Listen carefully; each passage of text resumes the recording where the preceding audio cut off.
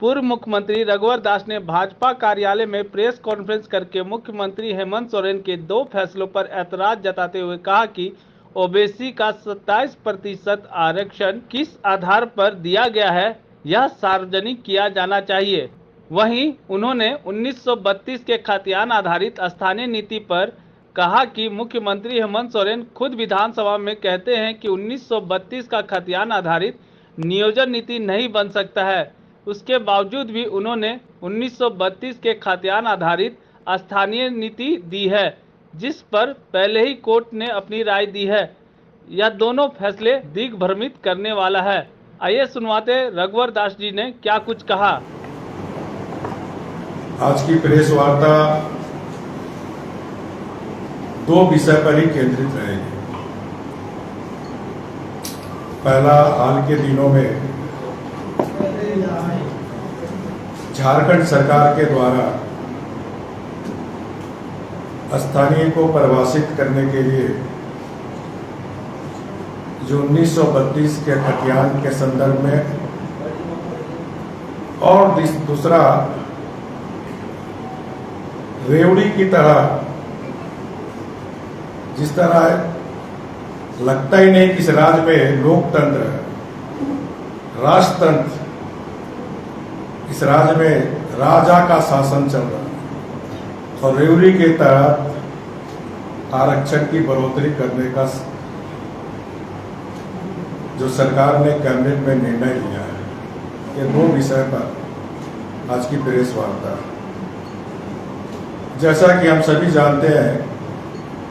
कि विगत 2.5 वर्षों में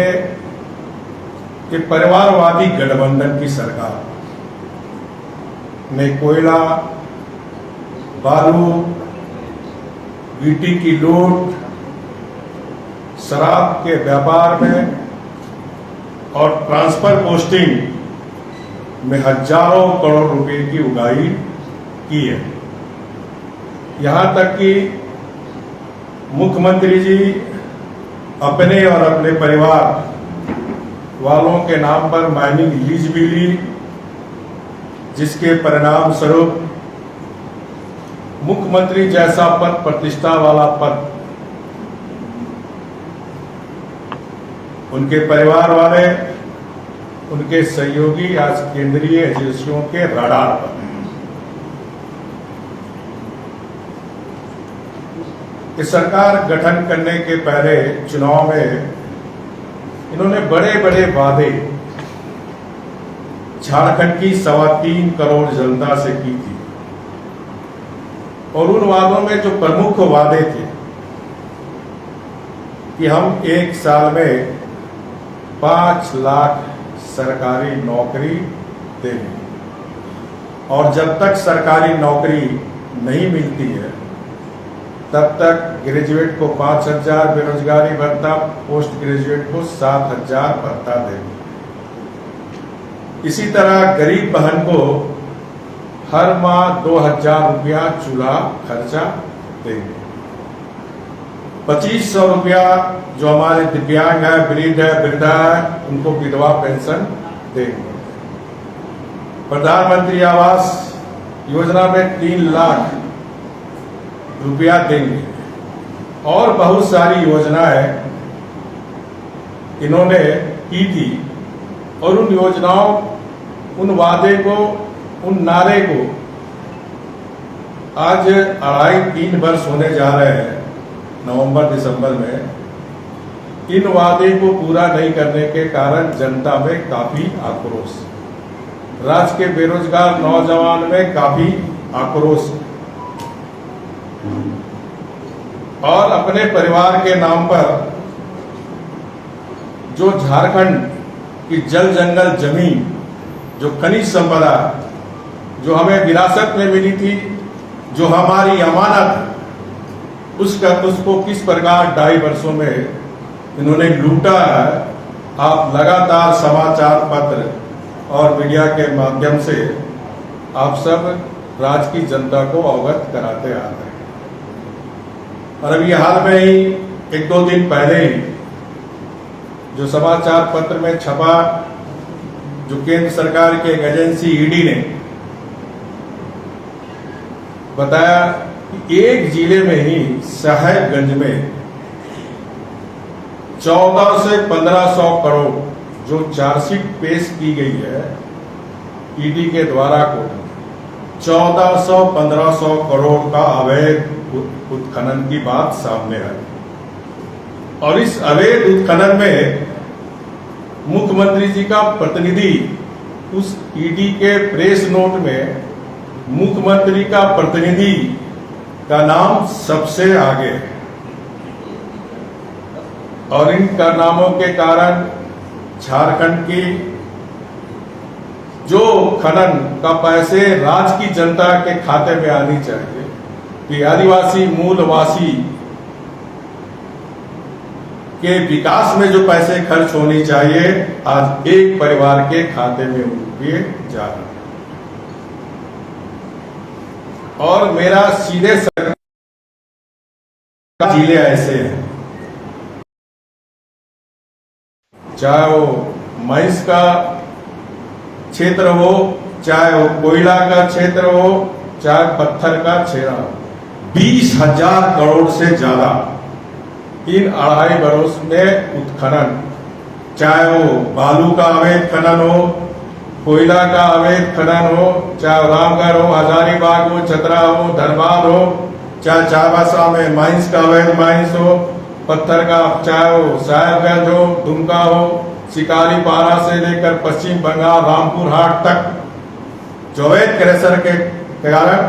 20,000 करोड़ से ज्यादा अवैध उत्खनन इन 2.5 वर्षों में हुई। और जिसके कारण झारखंड के आदिवासी मूलवासी, झारखंडवासी जो जल जंगल जमीन और खनिज संपदा को जिस प्रकार लूट हो रही है, इससे झारखंड की जनता काफी आक्रोश है। और इसी आक्रोश को डायवर्ट करने के लिए माननीय मुख्यमंत्री, जो बयानवीर मुख्यमंत्री है, इनके मंत्री भी बयानवीर मंत्री कर रहे हैं, रोज नीत नए घोषणा कर रहे हैं। उसी घोषणा में उन्होंने 1932 के खतियान और आरक्षण नीति की भी घोषणा की। मैं थोड़ा आपको विस्तृत से बताऊं क्योंकि ये बहुत ही संवेदनशील मुद्दा है और आप अपनी फर्ज तो अदा कर रहे हैं। मीडिया की बहुत बड़ी जिम्मेदारी होती है इस राज्य को बचाने। जिस तरह अलग राज्य के आंदोलन में आपने अपनी महती भूमिका अदा की, इस राज्य को लुटेरों से बचाने के लिए आपकी बहुत बड़ी भूमिका है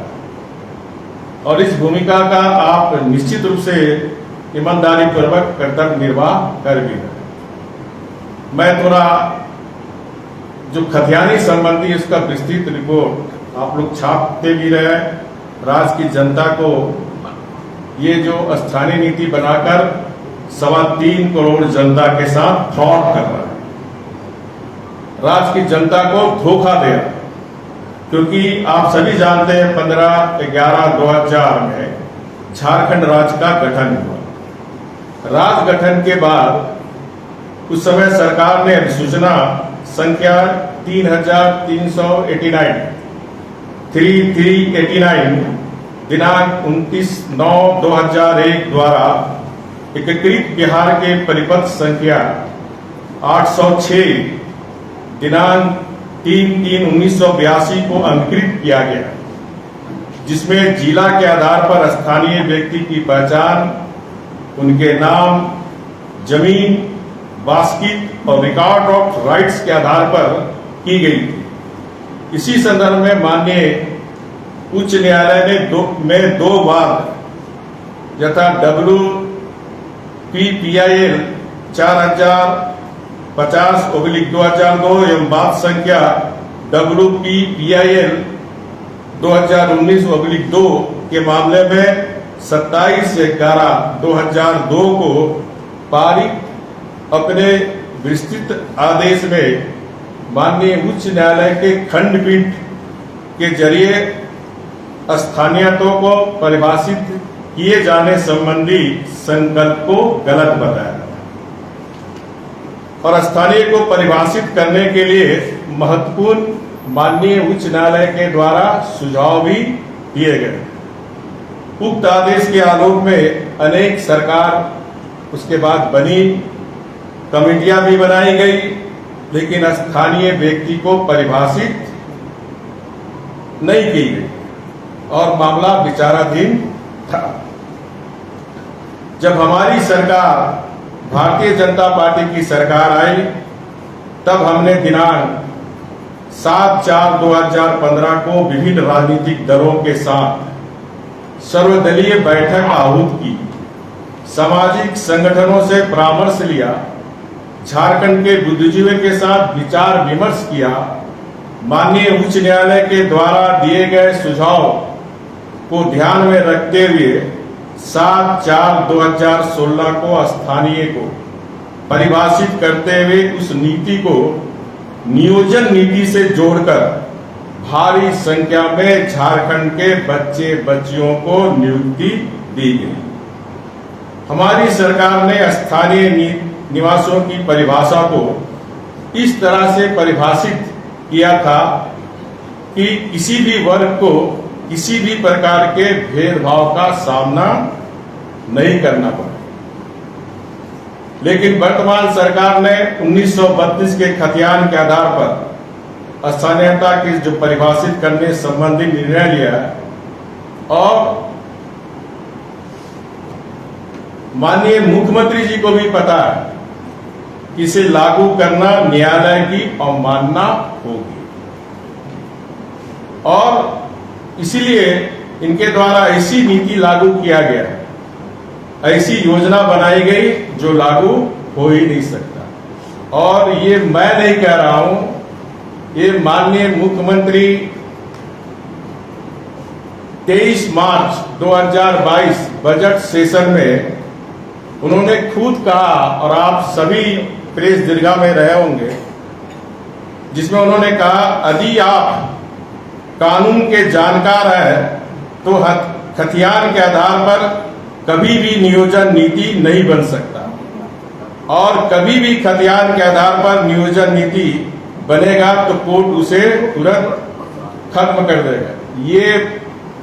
हाउस का प्रोसीडिंग का पार्ट है और जो सदन में उन्होंने कहा वो मैं भी आपको सुना रहा हूं।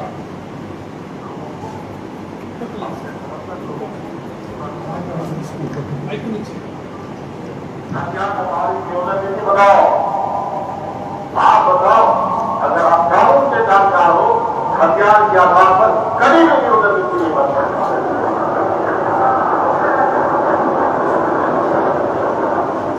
और कभी भी खतियान के आधार पर नियोजन नीति बनेगा, अध्यक्ष महोदय वो तुरंत कर देगा।